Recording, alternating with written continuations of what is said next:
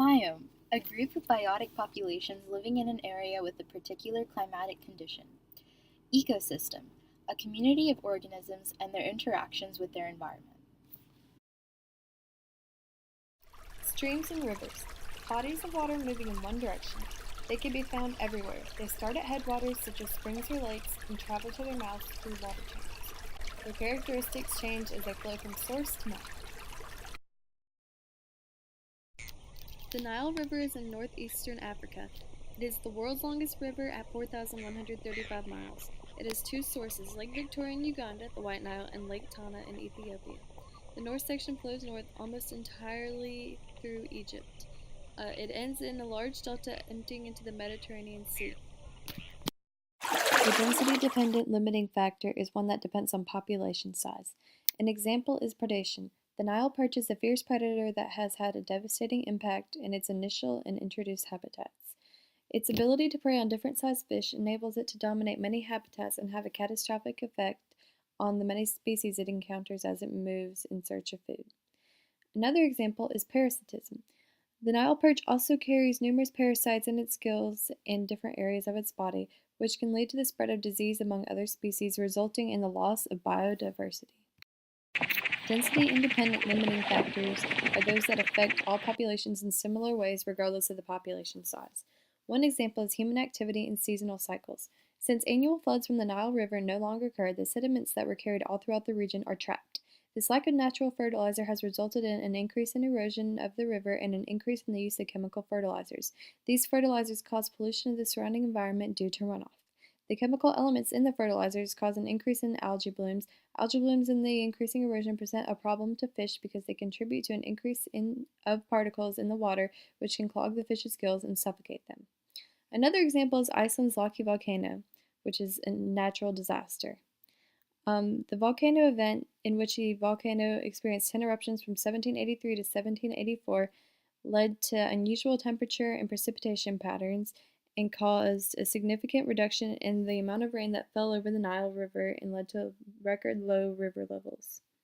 The annual floods from the Nile supplied the region with sustaining silts and sediments. Since the flood waters would stagnate on the land, the increased breeding ground for mosquito populations caused a spread in malaria. Abiotic factors, non-living conditions which can influence an environment where living organisms live, such as temperature, light intensity, pH, and salinity. The temperature of the Nile averages between 105 to 117 degrees Fahrenheit. In the rainy seasons, the temperature ranges from 60 to 80 degrees Fahrenheit, which limits the range of organisms to ones that can survive in higher temperatures. The Nile gets less rainfall than most places, which causes animals from miles away to travel to the Nile for water. Although the entire river does not get a lot of rainfall, the southern regions of the river get more rain, which causes their water levels to be higher. Higher water levels means higher rapid speeds, which makes water cleaner. The average depth of the Nile is 8 to 11 meters and the maximum pH is 8.5. When the Nile floods, silt is deposited 50 to 75 feet deep in the valley on the banks, and much of the delta is dominated by alluvial sediments like sand, silt, and clay. At the coast, there are saline lagoons and salt flaps trapped behind coastal sandbars. Now that there is river regulation, there is no longer annual sediment influx, and the plain is instead cut apart by a network of irrigation channels. Biotic factors, living elements that affect another organism. The baby hippopotamus is often prey to the Nile crocodile. This can be good and bad for different reasons. It can be good in the sense that hippos can often have a significant impact on the land across which they walk, both by keeping the land clear of vegetation and depressing the ground. Over prolonged periods, hippos can even divert the paths of swamps and channels. Crocodiles preying on hippos can be bad in the sense that hippo excrement has high amounts of organic matter that many species living within the Nile River feed on. The Nile perch is a massive environmental nightmare. It's a giant fish reaching a length of up to 6 feet and a weight of more than 500 pounds. Anything that big eats a lot, and it has caused catastrophic declines among native fish populations. Our biomass pyramid shows the approximate masses of the animals and plants living in the Nile River. At the bottom, we have our producers, which take up 1 million kilograms, and they take up the most space. Then the energy spreads from the producers to the primary consumers. The primary consumers take up 100,000 kilograms. And then the energy passes to a smaller level, which is known as the secondary consumers, which take up 10,000 kilograms. The energy then transfers to an even smaller Mass. It's 100 kilograms, and this is the tertiary level. They're the highest level in the biomass period, but have the least amount of mass. Our energy pyramid, our tertiary consumers include the Nile crocodile and the African rock python.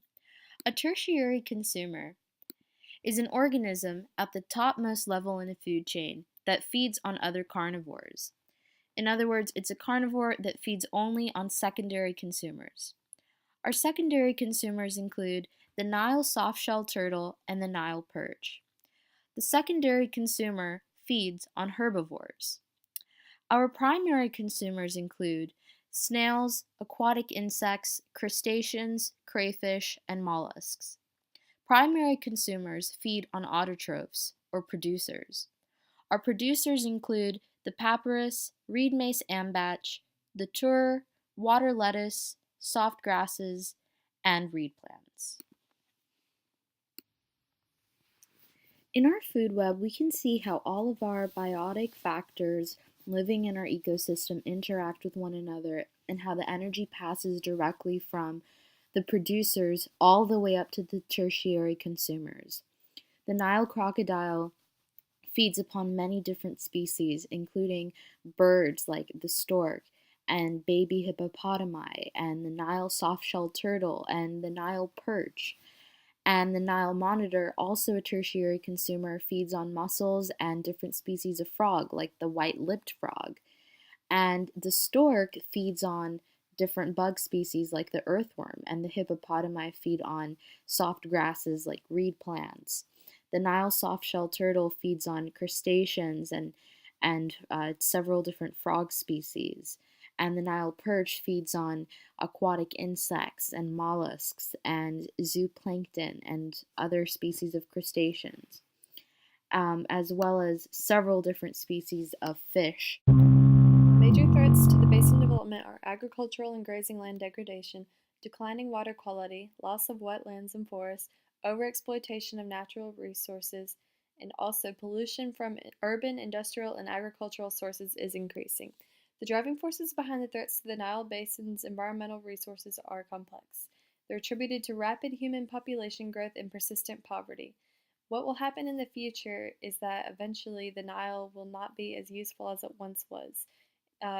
Right now it's used as a source of water and fertile soil and helps crops grow and makes grazing lands, but if it continues to degrade like it is because of human impact and pollution, then it will no longer be usable for this. If the Nile River experienced a natural disaster and had to undergo secondary succession to rebuild their environment, it would be easier if there was already an existing bank for plants in the soil.